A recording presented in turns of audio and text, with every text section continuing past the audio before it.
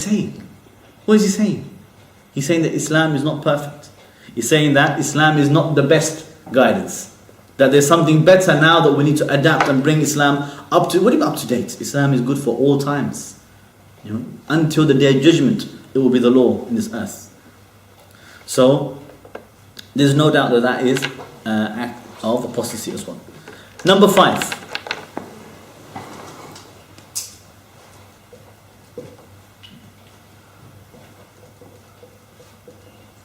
Whoever hates any part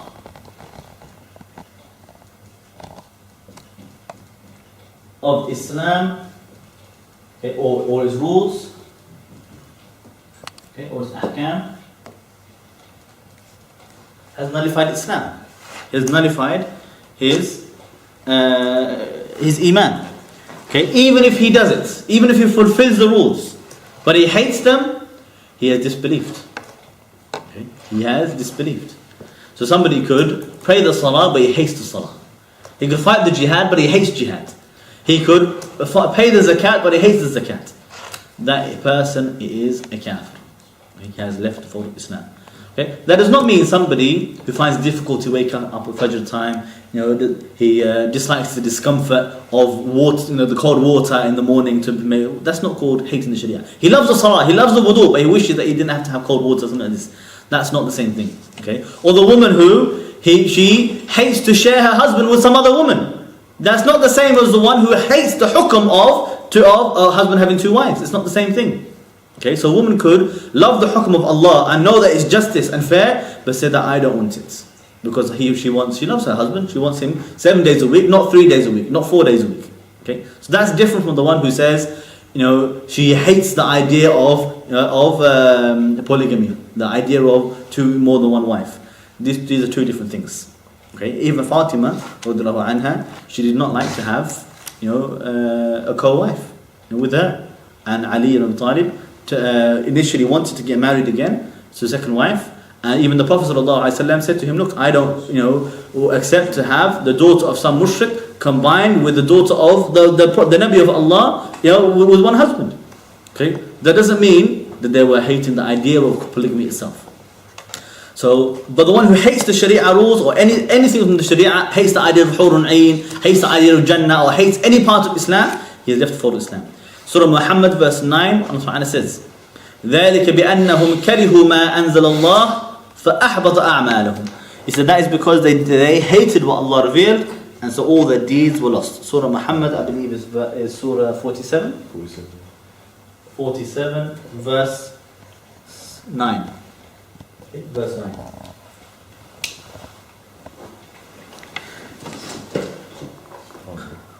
Okay, so Surah Muhammad verse 9. Number 6. You fit this one here, I think. Can the camera see it? Okay. Whoever mocks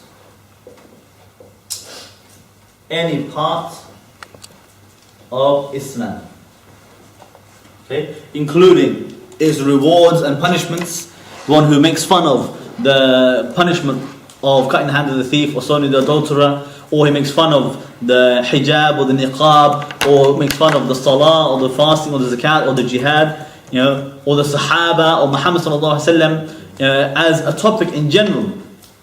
Anybody who ridicules or belittles any part of this deen, they become kafir. Okay? Because nobody ridicules a deen while they believe in it, and they have wala and love and allegiance to it. No way, because they're ridiculing themselves. So nobody will make fun of and belittle Islam unless they are a kafir. Surah Tawbah verse 65 and 66. Surah 9 verse 65 to 66. Okay. Allah subhanahu wa ta'ala says,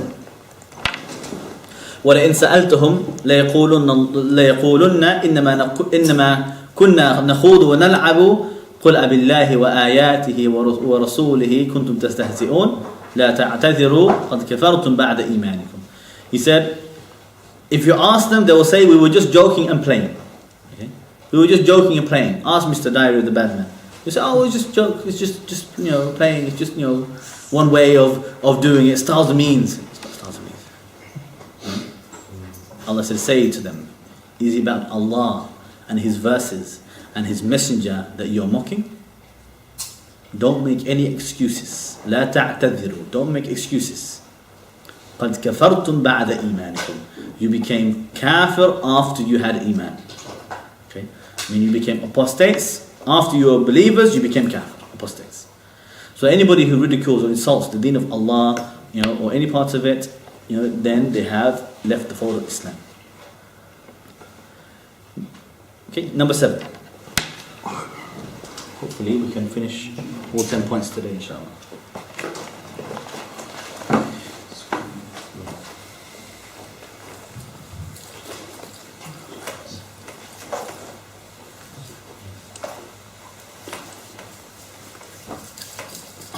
Okay. Number 7, as-sihr.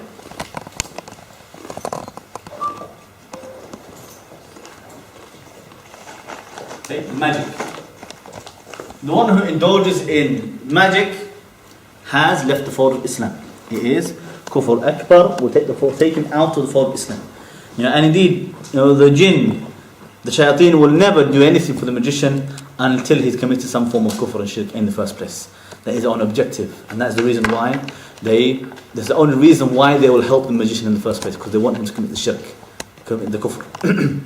In Surah Baqarah verse 102, Surah 2 verse 102, Allah Ta'ala says, واتبعوا ما تتلو الشياطين على ملك سليمان وما كفر سليمان ولكن الشياطين كفروا يعلمون الناس السحر. He said, they followed what the shayateen they gave, attributing against the power of Sulaiman, or the kingdom of Sulaiman. And he said, and Sulaiman did not disbelieve, did not commit kufr. But those shayateen, they were the ones who disbelieved, teaching the people magic. Okay, teaching the people the magic. Okay, the ayah is very long, but this is enough, inshallah, for us to get the point. Allah Ta'ala declared those who were involved in that magic and teaching that magic, they disbelieved. Okay, they disbelieved. And what happened was those people who came afterwards, they claimed that it was Sulaiman alayhi salam that was teaching the magic, and they tried to say that they were following Sulaiman, and this was a lie. So Allah exposed that lie, said that Sulaiman was not the one who did that at all. He stopped the magic, he stopped the jinn. He had the jinn under his control and prevented them. But it was those other shayateen that started to teach the people how to use the magic in order to separate husband from wife and to do all of their own fitna. And they're the ones who disbelieved, not Sulaiman alayhi salam. Number 8. Al-Muwalat al-Kubra. That was ayah, 2, 102.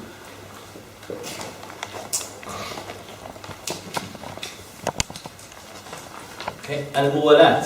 Or Al-Muwalat al-Zahira. Al-Muwalat, al-Kubra. Different term you can use. Al-Muwalat al-Zahira, meaning the open helping the disbelievers against Islam.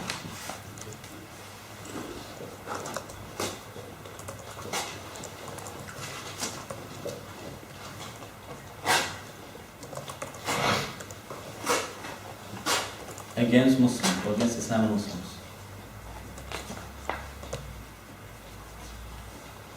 Okay, so we're talking about here the one who helps the people of that deen against the deen of Islam.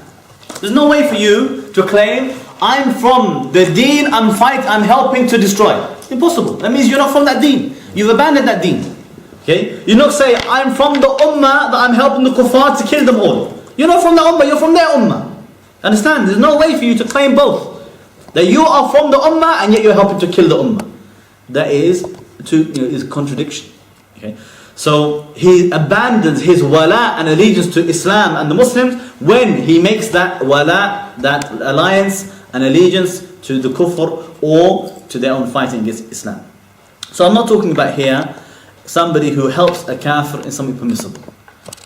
They work together, so he helps him lift up something heavy and put it into his boot of his car. Or he helps him push the car in the road because it's stuck in the road and you can't get past, so let me help him move his car out of the road. That's not kufr akbar. You're not helping him in kufr. but you help the police and the armies and the soldiers to fight and kill Muslims, to fight against the Khilafah, to fight against the Sharia, and you're helping him in that, spying for them, this is Kufr Akbar.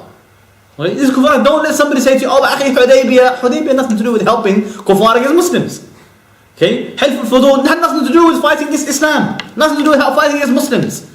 So the Prophet ﷺ never helped kuffar against Islam and Muslims. Don't lie about Rasulullah ﷺ.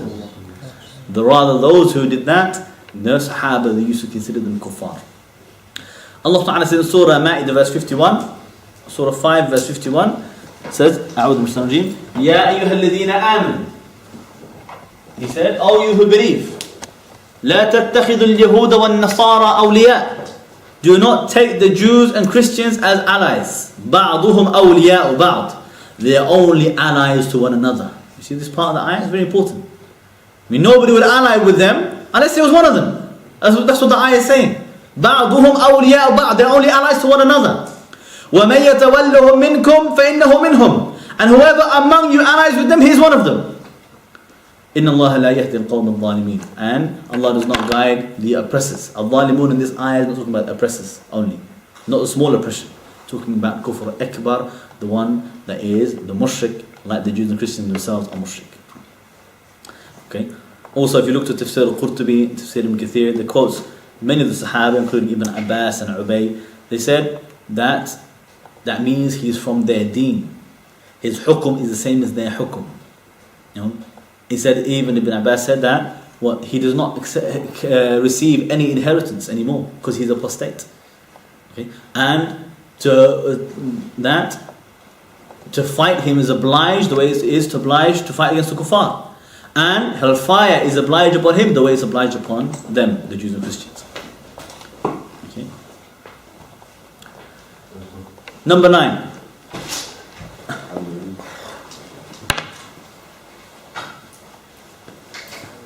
This is quite a serious one as well. The one who claims he is not bound or obliged to obey the Sharia of Muhammad, the one for the Ummah of Muhammad sallallahu alaihi wasallam. Okay, not the previous Sharia to Musa or Isa; those have been abrogated. The Sharia revealed to Muhammad. If somebody says, "I don't have to abide by that. I can do something else. No, I can go out of that. I can follow my own rules." And the example he gave, okay, he said all that he can follow.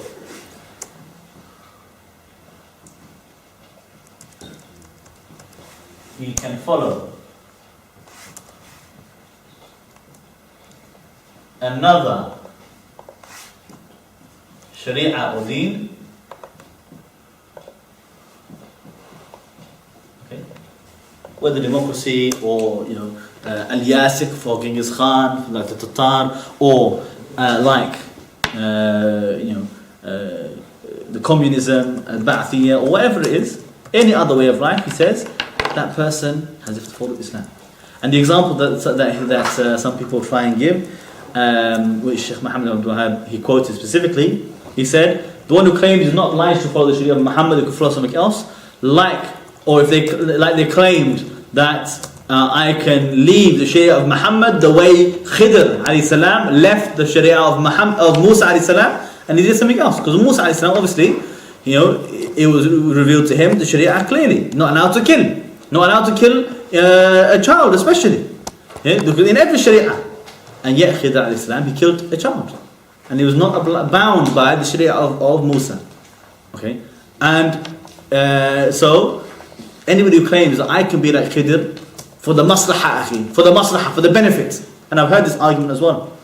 That, even though Allah and His Messenger clearly forbade this idea of taking legislative instead of Allah, of course it's Shirk Akbar, and of course this is not the Sunnah of Muhammad sallallahu alaihi wasallam, of course it's not the Sharia, of course it's man-made law and kufr law, but for the maslahah, for the benefit, I can commit all this haram and kufr and shirk anyway. I don't have to follow the Sharia. And he said, And they gave this example, say, look, for the maslaha, Khidr, he killed the boy. He killed the child for the sake of the maslaha. This argument is kufr. Because in the first place, Musa a.s. was not sent to all of mankind the way Muhammad was sent to all of mankind. Second of all, Musa a.s. went to Khidr because Khidr had knowledge from Allah that Musa did not have.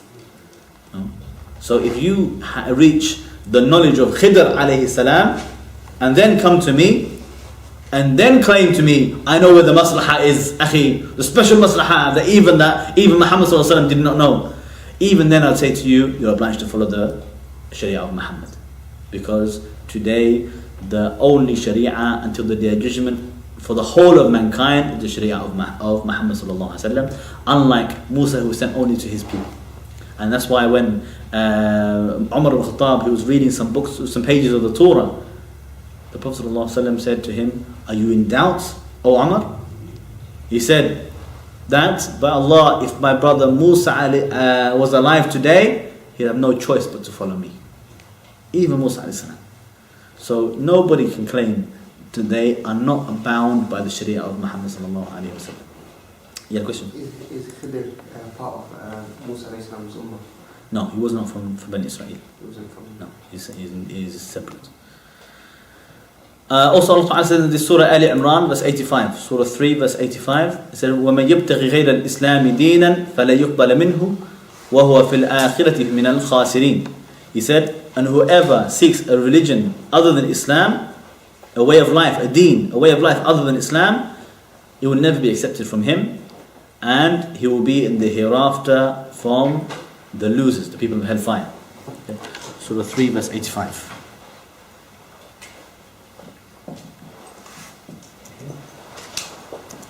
So whoever wants to take a deen other than Islam, he is kafir by definition.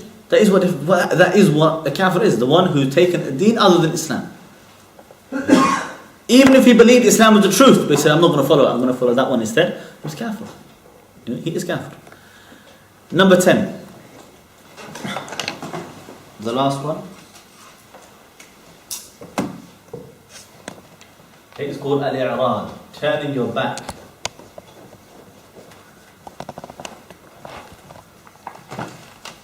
On the deen. Okay, and we give examples of this. We say,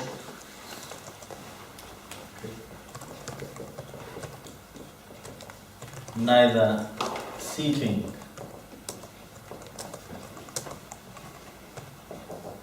knowledge about it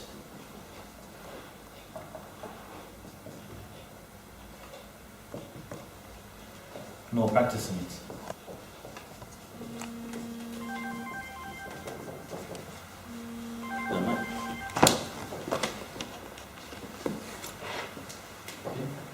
E.g., the one who abandons the salah. Okay. Also, you can put here the one who refused to pay the zakat in the time of Abu Bakr. They fall under this topic as well. Okay. So this is the one who has turned his back on the deen. Okay, it's not an excuse to say,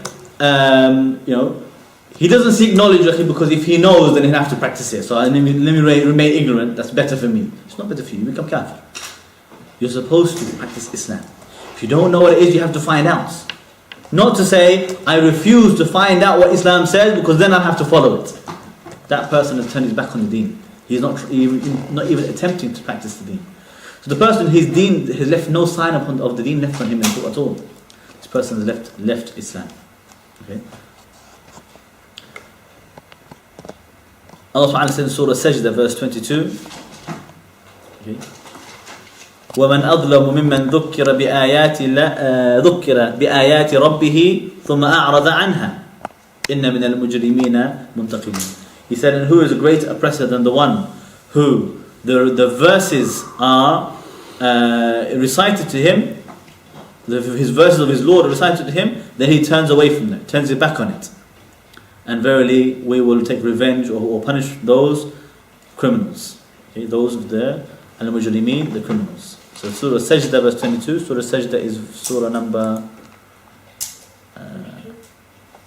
32, yeah. 32 verse 22. Surah 32 verse 22. Okay. So these are the 10 negations of the Iman by Shaykh Muhammad ibn Abdul Wahhab, the way he's categorized into these 10, summarizing all the various forms of apostasy or the nullifiers of the Iman. وآخر دعوانا الحمد لله رب العالمين.